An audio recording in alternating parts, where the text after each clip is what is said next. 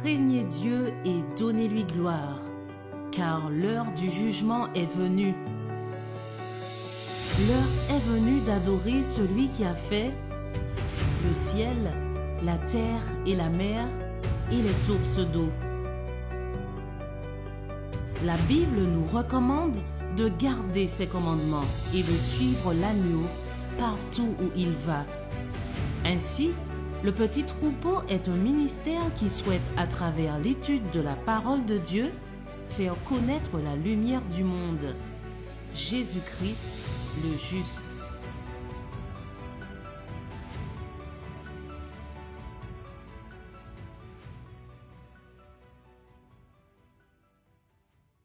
Eh bien, bonsoir à tous et à toutes. Ce soir, un petit sujet à partager avec vous, chers amis. Un sujet de controverse, bien souvent. Mais, une fois de plus, nous pouvons trouver des explications par l'Esprit, par la grâce de Dieu, au travers de sa parole, de ses écrits qui sont là pour nous fortifier, pour nous garantir le salut, la vérité, sur un fondement solide qui est Jésus-Christ, celui qui nous rassemble ce soir. Ce sujet, c'est le parler en langue. Et le titre de ce partage de ce soir, c'est le parler en langue, vraie ou fausse Pentecôte. Voilà, comme je dis, peut-être un sujet de controverse, mais il est bien de pouvoir s'entendre, s'écouter, écouter ce que dit la parole de Dieu, et se laisser bien sûr imprégner par l'Esprit de Christ, afin que nous puissions être convaincus de la véracité des propos qui vont être tenus ce soir, au travers, vous allez voir, de différents textes bibliques. Nous pouvons trouver donc justement dans 1 Corinthiens au chapitre 12, le premier texte que nous allons lire, 1 Corinthiens chapitre 12 et verset 1er, nous le lisons ensemble. Pour ce qui concerne les dons spirituels, je ne veux pas, frères, que vous soyez dans l'ignorance. Ah, Paul, il veut que nous soyons au courant justement de ces dons merveilleux que le Seigneur a donnés à son Église primitive pour justement édifier son Église, et nous allons y venir un peu plus tard. Cette Église constituée d'hommes, bien sûr, au service de l'Éternel. Et vraiment, ce premier verset-là, il nous dit ce soir, notre bon et tendre Père nous dit ce soir que nous ne devons pas être dans l'ignorance. L'ignorance, bien souvent, nous emmène à faire des choses qui sont peut-être contraires à la parole de Dieu. Alors surtout, n'écoutez pas Philippe, mais regardons ensemble ce que nous allons partager au travers de la parole. Pour commencer, je vous invite à incliner nos fronts pour demander justement l'Esprit de Dieu afin de nous guider en toutes choses. Notre Père, notre Dieu, notre Roi, nous voulons te remercier pour le don de la vie, pour ce miracle que tu as fait au travers de chacun d'entre nous. Tu es venu nous chercher là où nous étions, Seigneur, dans les ténèbres pour la plupart, et tu t'es manifesté. Oui, tu t'es manifesté dans nos vies, dans nos cœurs. Nous voulons te suivre, Seigneur, et ne suivre que l'agneau partout où il va. Nous voulons être, Seigneur, justement guidés par ce bon berger, par ton Fils bien-aimé Jésus-Christ, afin que personne ne puisse nous ravir la vérité. Oui, Seigneur, tu es venu révéler cette vérité. Tu dis toi-même, je suis le chemin, la vérité et la vie. Alors nous voulons emprunter ce chemin jusqu'à ton saint trône, Seigneur, pour te rendre gloire, t'honorer et t'adorer comme il se doit. Béni soit le nom de l'Éternel et de son Fils bien-aimé Jésus-Christ. Amen. Le deuxième texte que nous allons partager se trouve dans 1 Corinthiens au chapitre 14, toujours au chapitre 12, pardon. Et nous allons lire ensemble du verset 4 au verset 12. Nous voyons qu'il y a diversité de dons au travers de ce passage, et nous les lisons. Il y a diversité de dons, mais le même esprit. Diversité de ministères, mais le même Seigneur. Diversité d'opérations, mais le même Dieu qui opère tout en tous. Or, à chacun, la manifestation de l'esprit est donnée pour l'utilité commune. Arrêtons-nous un petit moment sur ce mot. La manifestation de l'esprit est donnée pour l'utilité commune. En effet, à l'un est donné par l'esprit une parole de sagesse, à un autre une parole de connaissance selon le même esprit, à un autre la foi par le même esprit, à un autre le don des guérisons par le même esprit, à un autre le don d'opérer des miracles, à un autre la prophétie, à un autre le discernement des esprits, à un autre la diversité des langues au pluriel, à un autre l'interprétation des langues toujours au pluriel. Un seul et même esprit opère toutes ces choses, les distribuant à chacun en particulier comme il veut. Car comme le corps est un, il y a plusieurs membres, et comme tous les membres du corps, malgré leur nombre, ne forment qu'un seul corps, ainsi en est-il de Christ. Ah, nous allons voir un peu plus loin justement que cette utilité est vraiment un cadeau de Dieu. Aucun d'entre nous n'est indifférent aux yeux de Dieu. Nous avons tous une utilité. L'utilité c'est la suivante, c'est de pouvoir être à son service. Et je crois que être au service de Dieu, c'est le plus beau des cadeaux que le Seigneur peut nous faire. Il pourrait très bien se passer de nous pour proclamer son amour et sa venue si proche. Mais en tout cas, il nous utilise. Et c'est justement en nous utilisant que nous nous rapprochons de lui, que nous pouvons avoir cette expérience unique, personnelle, édifiante, avec notre Sauveur bien-aimé et son Père. Alors oui, ce don, il doit être fait pour chacun, qui nous a été donné, doit être mis pour le service de la collectivité. Nous y venons. 1 Corinthiens chapitre 12, versets 27 à 31. Vous êtes le corps de Christ, nous venons de le lire. Vous êtes ses membres, chacun pour sa part. Dieu a établi dans l'Église, premièrement, des apôtres. Secondement, des prophètes. Troisièmement, des docteurs. Ensuite, ceux qui ont le don des miracles. Puis ceux qui ont le don de guérir, de secourir, de gouverner, de parler diverses langues. Une fois de plus, au pluriel. Tous sont-ils apôtres? Tous sont-ils prophètes? Tous sont-ils docteurs? Tous ont-ils le don des miracles? Tous ont-ils le don de guérison? Tous parlent-ils en langue, au pluriel? Tous interprètent-ils? Aspirez aux dons les meilleurs, et je vais encore vous montrer une voie par excellence. Voyons dans ce passage-là qu'une fois de plus, il y a un ordre dans les dons qui nous sont donnés.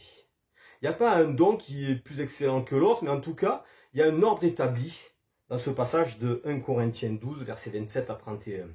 Et on peut voir que justement, le don des langues fait bien partie de ces dons, et qu'il a une utilité comme les autres, une utilité commune. Nous allons y venir un peu plus tard. En tout cas, le don des langues, ça a été une promesse. Une promesse qui a été exaucée où, quand, comment? Cette promesse exaucée, nous pouvons la lire dans Actes, au chapitre 2, versets 1 à 11. Le jour de la Pentecôte, ils étaient tous ensemble dans le même lieu. Tout à coup, il vint du ciel un bruit comme celui d'un vent impétueux, et il remplit toute la maison où ils étaient assis. Des langues semblables à des langues de feu leur apparurent, séparées les unes des autres, et se posèrent sur chacun d'eux.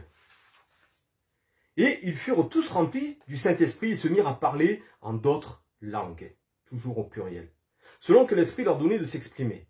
Or, il y avait en séjour à Jérusalem des Juifs, hommes pieux de toutes les nations qui sont sous le ciel. Au bruit qui eut lieu, la multitude accourut, et elle fut confondue parce que chacun les entendait parler dans sa propre langue. Chacun entend parler dans sa propre langue. Ils étaient tous dans l'étonnement et la surprise. Et ils se disaient les uns aux autres, « Voici ces gens qui parlent, ne sont-ils pas tous galiléens? Et comment les entendons-nous dans notre propre langue? À chacun, dans notre langue maternelle. Parthes, Mèdes, Élamites, ceux qui habitent la Mésopotamie, la Judée, la Cappadoce, le Pont, l'Asie, la Phrygie, la Pamphylie, l'Égypte, le territoire de la Libye, voisine de Cyrène, et ceux qui sont venus de Rome, juifs et prosélytes, crétois et arabes. Oh, diverses langues, vraiment diverses langues. Comment les entendons-nous parler dans nos langues des merveilles de Dieu? Le texte est clair dans Acte 2. Ce n'est pas un langage qui n'est pas audible. Il n'y a pas besoin d'interpréter. Le Seigneur, lorsqu'il a donné ce don, cette promesse, le don de l'Esprit à cette église primitive, il s'est manifesté pour la première fois comment? Par ces langues qui se déposent sur tous ceux qui sont prêts justement à servir l'Éternel, qui sont honnêtes dans leur cœur et qui ont une relation avec leur Sauveur.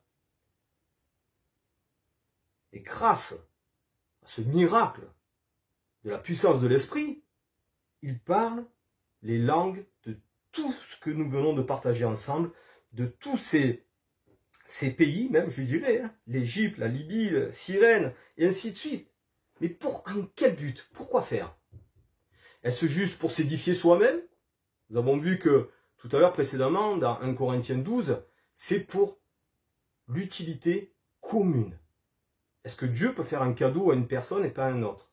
Est-ce que Dieu est ce Dieu qui donne un don à telle personne mais qui ne le donnera pas à l'autre, tout en sachant que ce don, il serait bien pour lui s'il avait?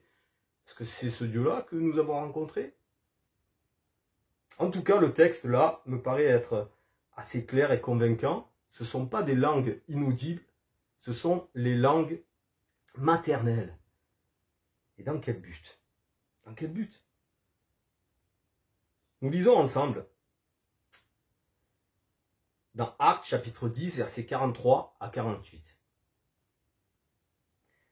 Tous les prophètes rendent de lui le témoignage que quiconque croit en lui reçoit par son nom le pardon des péchés. Et nous parlons bien sûr de notre Sauveur bien-aimé Jésus-Christ. Comme Pierre prononçait encore ces mots, le Saint-Esprit descendit sur tous ceux qui écoutaient la parole. Tous les fidèles circoncis qui étaient venus avec Pierre furent étonnés de ce que le don du Saint-Esprit était aussi répandu sur les païens, car ils les entendaient parler, une fois de plus, en langue et glorifier Dieu. Alors Pierre dit, peut-on refuser l'eau du baptême à ceux qui ont reçu le Saint-Esprit aussi bien que nous? Et il ordonna qu'ils fussent baptisés au nom du Seigneur, sur quoi ils les prièrent de rester quelques jours auprès d'eux. Vous voyez, dans ce verset 47, pour moi, c'est un verset qui me paraît être une clé. Il dit bien, peut-on refuser l'eau du baptême à ceux qui ont reçu le Saint-Esprit aussi bien que nous? De quelle manière ils ont reçu le Saint-Esprit? Nous l'avons lu, par la manifestation des langues. Dans quel but? Pour annoncer les merveilles de Dieu, pour annoncer Christ mort et ressuscité, pour annoncer le salut en un seul nom, le nom de notre Sauveur Jésus-Christ. Voilà à quoi servent les dons que le Seigneur nous donne. Tout don. Le don des langues en faisait partie, en fait encore partie aujourd'hui. Je ne suis pas en train de dire que ce don-là n'existe pas. Mais le texte nous rappelle qu'ils ont reçu l'Esprit de la même manière que les apôtres ont reçu l'Esprit. Est-ce que dans la Bible, ailleurs, il est dit qu'ils avaient reçu un autre esprit que le don des langues pour prophétiser, pour annoncer les merveilles de Dieu, mais des langues maternelles? Dans la Bible, il n'y a pas un autre passage que celui-là. Des interprétations, certes, mais pas un autre passage. Souvent, on s'appuie sur le livre des Actes.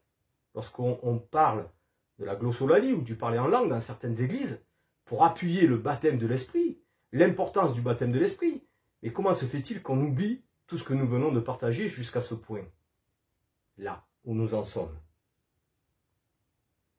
Nous avons un parallèle qui est important, c'est dans Actes chapitre 11 et au verset 15. Lorsque je me fus mis à parler, le Saint-Esprit descendit sur eux comme sur nous au commencement. Ah, une fois de plus. C'est un rappel de Actes chapitre 10 verset 47, c'est la même chose.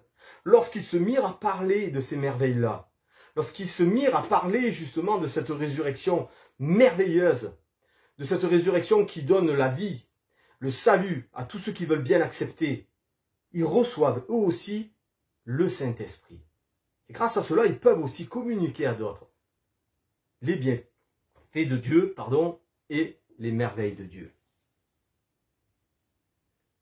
Dans Actes chapitre 19, versets 1 à 6, nous lisons, pendant qu'Apollos était à Corinthe, Paul, après avoir parcouru les hautes provinces de l'Asie, arriva à Éphèse. Ayant rencontré quelques disciples, il leur dit, « Avez-vous reçu le Saint-Esprit quand vous avez cru ?» Ils lui répondirent, « Nous n'avons même pas entendu dire qu'il y ait un Saint-Esprit. » Il dit, « De quel baptême avez-vous donc été baptisés ?» Ils répondirent, « Du baptême de Jean. » Alors Paul dit, « Jean a baptisé du baptême de repentance, disant au peuple de croire en celui qui venait après lui, c'est-à-dire en Jésus. » Sur ces paroles, ils furent baptisés au nom du Seigneur Jésus. Lorsque Paul leur eut imposé les mains, le Saint-Esprit vint sur eux et ils parlaient en langue et prophétisaient. Et une fois de plus, le texte nous dit qu'ils parlaient en langue, mais au pluriel. Pour l'utilité commune, pour pouvoir annoncer les merveilles de Dieu. Je me répète, je m'en excuse. Et pour moi, cela me semble être très, très important. Ce texte que nous venons de lire est un rappel de la promesse donnée par Jésus. Quelle promesse? Marc, chapitre 16, versets 15 à 18. Puis il leur dit, allez par tout le monde. C'est le Christ qui donne cet enseignement et cet ordre. Puis il leur dit, allez par tout le monde et prêchez la bonne nouvelle à toute la création. Celui qui croira et qui sera baptisé sera sauvé. Mais celui qui ne croira pas sera condamné. Voici les miracles qui accompagneront ceux qui auront cru en mon nom. Ils chasseront les démons, ils parleront de nouvelles langues, au pluriel. Voilà la promesse. Elle s'est accomplie quand? Quand cette promesse a-t-elle été accomplie? Si ce n'est dans le livre des Actes au chapitre 2. Après avoir attendu dans la chambre haute la manifestation de l'Esprit promis, ils ont reçu ces langues de feu pour pouvoir justement annoncer les merveilles de Dieu. Merci Seigneur pour cet amour, pour ce don, pour ce cadeau ultime, le don de sa vie. Souvent, il est utilisé dans 1 Corinthiens au chapitre 13, verset 1er, le verset que nous allons lire, pour appuyer que Paul parlait la langue des anges. Alors nous le lisons ensemble. Quand je parlerai toutes les langues des hommes, et même des anges, si je n'ai pas la charité, je suis comme un airain qui résonne, ou comme la cymbale retentissante. C'est la version Martin, la Bible Martin. Il ne dit pas qu'il parle toutes les langues. Il ne dit pas qu'il parle la langue des anges. C'est une supposition, même si. D'ailleurs, si vous relisez 1 Corinthiens 13, vous allez voir qu'il y a ce même si qui est tout le long. Mais le plus grand des dons, c'est le don de l'amour. C'est le don par excellence. Si je n'ai pas d'amour, je peux exceller dans un don. Mais si je n'ai pas d'amour, comme le dit Paul dans 1 Corinthiens 13, je suis une cymbale qui retentit pour rien. Sommes-nous des cymbales creuses? Quelle est notre motivation de parler, de faire des vidéos? Est-ce que c'est pour juger notre prochain? Est-ce que c'est pour dire que nous sommes au-dessus d'eux? Est-ce que c'est pour proclamer quelque chose qui n'est pas connu? Quel est le but? Si ce n'est d'avoir un partage fraternel, édifiant, sans jugement, sans critique, peut-être un avertissement.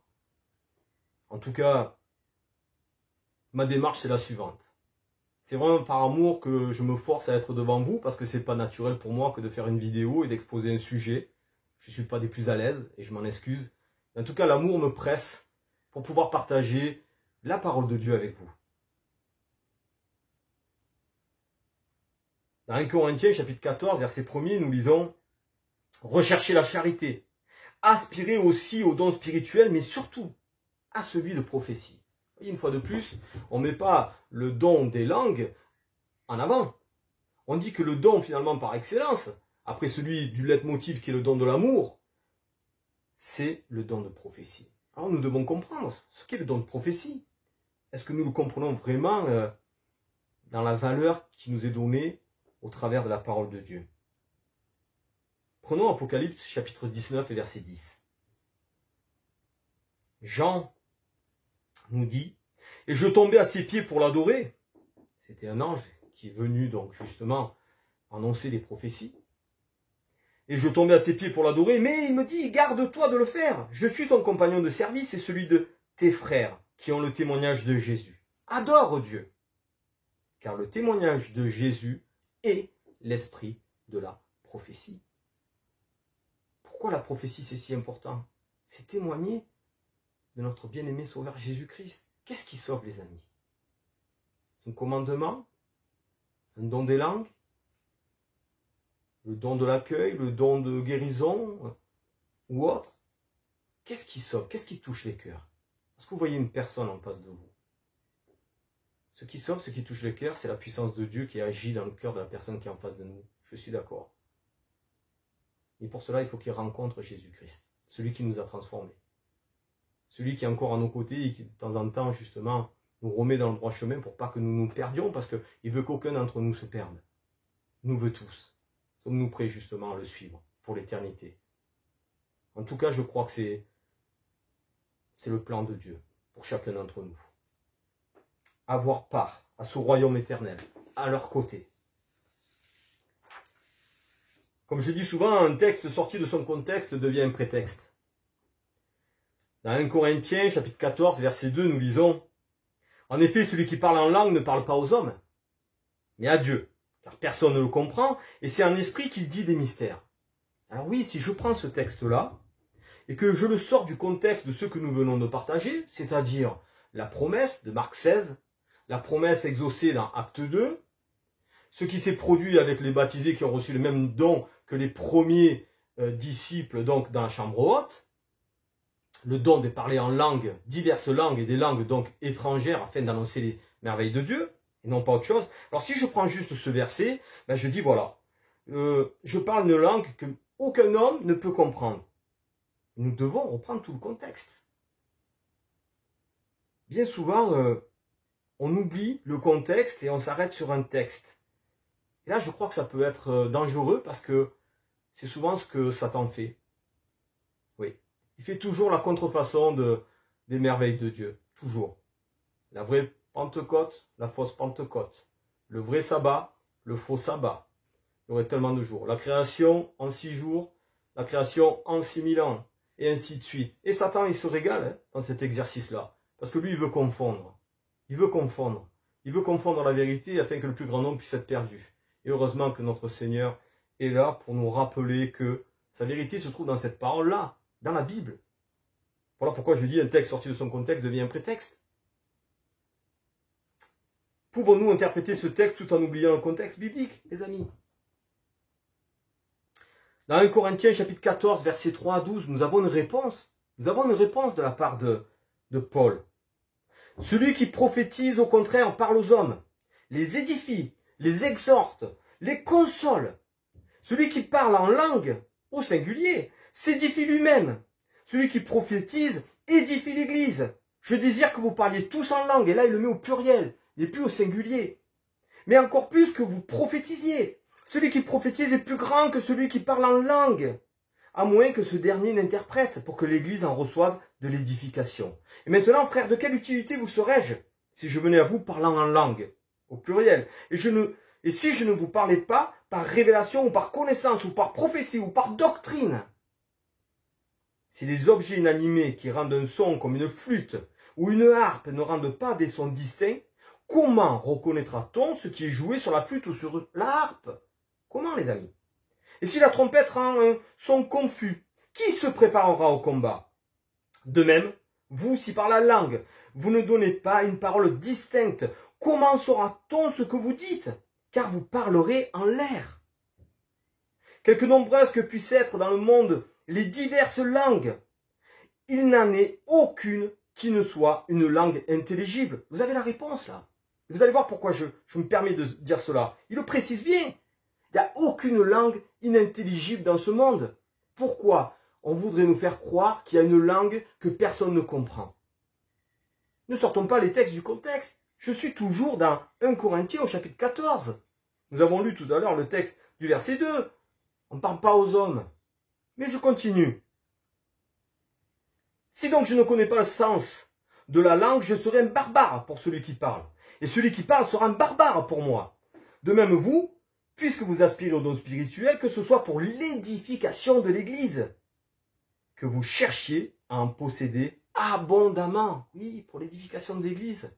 Les amis, si je me mets à parler une langue, là à l'instant en espagnol, et qu'il n'y a aucun espagnol dans mon assemblée, qu'un homme ne comprendra ce que je vais dire. C'est ce que nous dit 1 Corinthiens 14, verset 2. Aucun homme ne comprendra. Quelle est l'utilité? J'ai ce don que Dieu m'a donné, je l'exerce dans l'Église, mais personne ne comprend, je suis un barbare pour cette personne.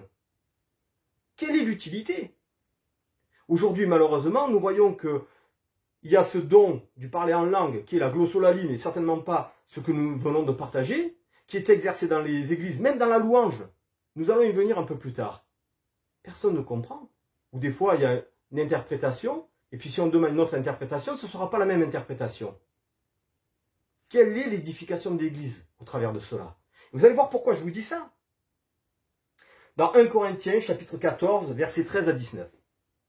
C'est pourquoi que celui qui parle en langue prie pour avoir le don d'interpréter. C'est important. Si je vous parle, si empiezo yo a hablar en español y que ninguno sabe lo que estoy diciendo en este momento, ¿a qué sirves?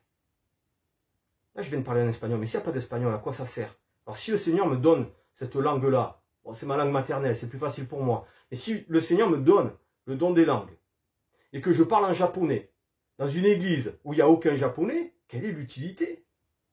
Alors si je veux parler dans cette langue parce que c'est un don de Dieu, alors que j'interprète, alors que j'annonce les merveilles de Dieu. Que ferai donc? Je prierai par l'esprit, mais je prierai aussi avec l'intelligence. Je chanterai par l'esprit, mais je chanterai aussi avec l'intelligence. Autrement, si tu rends grâce par l'esprit, comment celui qui est dans les rangs de l'homme, du peuple, répondra-t-il Amen à ton action de grâce?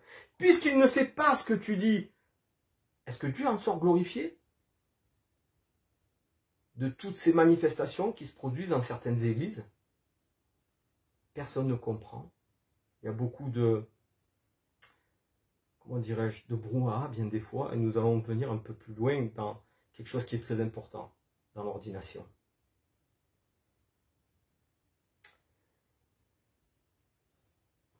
Il nous dit un peu plus loin, « Tu rends, il est vrai, d'excellentes actions de grâce, mais l'autre n'est pas édifié. » L'autre n'est pas édifié, les amis. « Je rends grâce à Dieu de ce que je parle en langue plus que vous tous. » Paul avait ce don du parler en langue. Mais dans l'église, j'aime mieux dire 5 paroles avec mon intelligence afin d'instruire aussi les autres que 10 000 paroles en langue. Ça veut dire que lorsqu'ils parlent, lorsque les apôtres, les disciples, ceux qui ont reçu le don des langues, c'est pas eux qui réfléchissaient. Leur esprit était stérile, ils n'avaient pas à réfléchir sur de quelle manière ils allaient donner la vérité. Cela venait de Dieu. C'était la puissance de l'esprit qui était manifestée pour le bien du plus grand nombre. Et là, Paul dit, si je parle en langue et qu'il n'y en a pas l'utilité, alors je préfère parler avec mon intelligence. Bien sûr. Mais bien sûr. Le verset clé pour moi se trouve dans 1 Corinthiens chapitre 14, enfin, un ou les versets clés. 1 Corinthiens chapitre 14, versets 20 et 21. Frères, nous dit Paul, ne soyez pas des enfants sous le rapport du jugement, mais pour la malice, soyez enfants, et à l'égard du jugement, soyez des hommes faits. Quel jugement? Paul parle. Il est écrit dans la loi, c'est par des hommes d'une autre langue, et par des lèvres d'étrangers, que je parlerai à ce peuple. Ils ne m'écouteront pas, même ainsi, dit le Seigneur. Dans la loi, il était écrit que c'était par des hommes d'une autre langue. Pas d'une langue qu'on ne sait d'où elle vient. D'une autre langue. C'était une promesse. La promesse a été accomplie dans le livre des Actes. Il n'y en a pas d'autre. J'insiste. J'insiste. Nous sommes à la fin des temps. Il y a beaucoup de confusion. J'insiste. Les langues, c'est un signe pour les croyants ou pour les non-croyants? Et nous allons lire ensemble dans 1 Corinthiens chapitre 14, versets 22 à 25. Par conséquent, les langues sont un signe non pour les croyants, mais pour les non-croyants. La prophétie, au contraire, est un signe non pour les non-croyants, mais pour les croyants. Si donc, dans une assemblée de l'église entière, tous parlent en langue, et au pluriel, les amis, et qu'il survienne des hommes du peuple ou des non-croyants, ne diront-ils pas que vous êtes fous?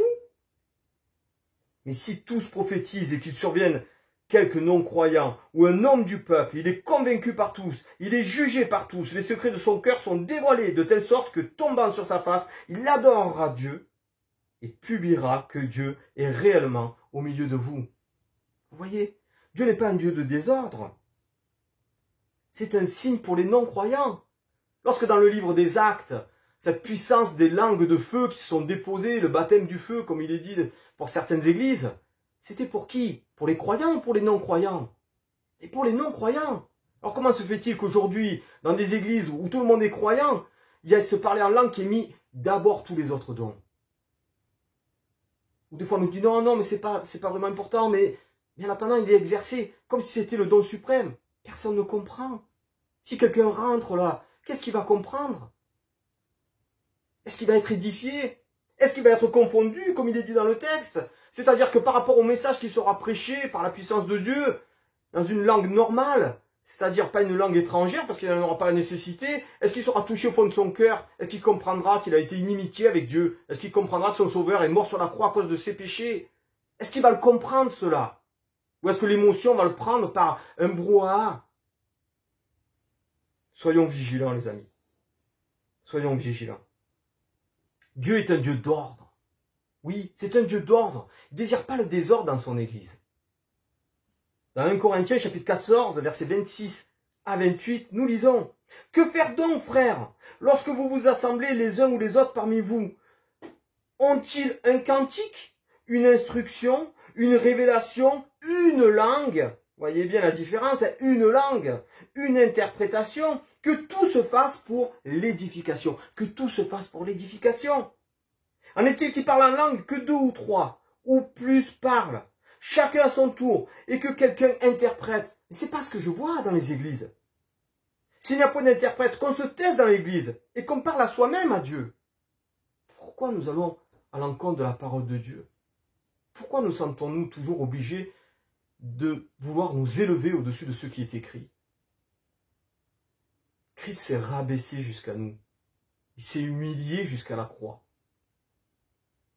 Il est écrit, disait Jésus. Restons dans « il est écrit ». Pas je ressens, je sens, moi mais ce que tu me dis c'est pas possible parce que j'ai ressenti, j'ai fait ci, j'ai fait ça. Non mais ressenti, mais d'accord. Mais est-ce qu'il est écrit? Il y a des personnes, vous savez, ils font des actes horribles. Et ils ont entendu, ils ont ressenti et ils ont fait l'acte. Est-ce que c'est une vérité pour autant? Dans 1 Corinthiens 14, verset 33, il y a toujours cette dynamique d'ordre dans l'Église. Et tout à l'heure, nous l'avons vu dans 1 Corinthiens 12, il y a un ordre aussi dans les dons. Il y a un ordre dans les dons. Car Dieu n'est pas un Dieu de désordre, mais de paix. Comme dans toutes les églises des saints. Alors faisons un petit résumé de ce que nous venons de partager ensemble ce soir. Dans Actes, chapitre 1, verset 8, dans l'attente de la puissance de l'Esprit pour témoigner les merveilles de Dieu. Les apôtres étaient dans cette attente-là, dans la chambre haute. Acte 2, verset 1 à 12, la réception de la promesse, les langues de feu, le don de l'Esprit, le baptême de l'Esprit.